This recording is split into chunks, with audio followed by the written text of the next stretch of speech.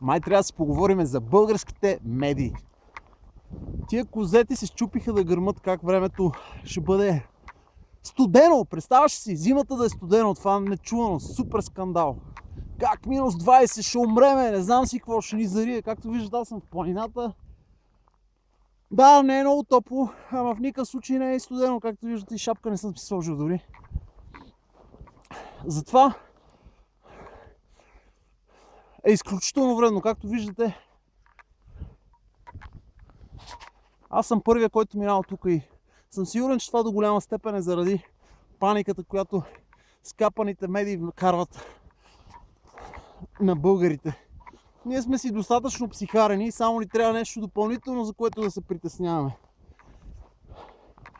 Не знам защо толкова се стряскат хората, като чуят минус 20 ми. Окей, минус 20. Имаш дрехи, нема ходиш гол. Защо трябва да се притесняваш? Напоследък доста зачестиха и случаите на изгубили се в планината. После пък намерени. В планината всичко може да се случи. И най-добрите могат да се изгубят. Така че това е съвсем нормално. Няма причина да се стига до такива скандали. И аз съм за застраховката. Тя е много важна. Защото освен, че ти дава една сигурност на тебе в една непредвидена ситуация, с парите от тази застраховка ПСС се издържат. Което е важно според мен. Хората трябва да мислят и за тия работи. Това, че ще си спестиш 10 лева, примерно, ако си направиш по-скъпа застраховка днеска и ти се случи нещо, ще ти се прецака доста плановете и доста по-сериозни суми ще трябва да плащаш после. Застраховката не ти тежи и наистина може да ти помогне в такъв случай. Относно цените на ПСС, вие какво очаквате? Безплатно да ходят тия хора? Тия хора са доброволци. Тия бази се поддържат с някакви пари. Не е ефтино това нещо. Не знам как си мислите, че се изчислява една спасителна операция, но това не е само, че Пешо си е дигнал газа и отишъл в планината да такова.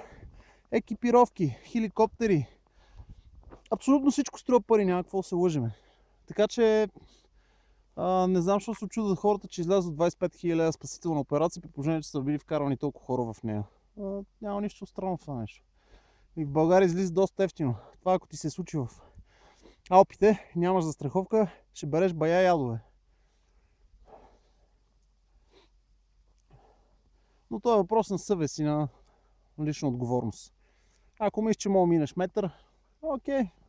Не дай да си правиш застраховка. После обаче не дай да мрънкаш, ако някой ти потърси сметка за изгубените пари, които са хвърлени по тебе. Та това е моето мнение за застраховките и за козетните медии, които ни завидят с страшни тъпоти, нали, как света ще свърши, защото е минус 20.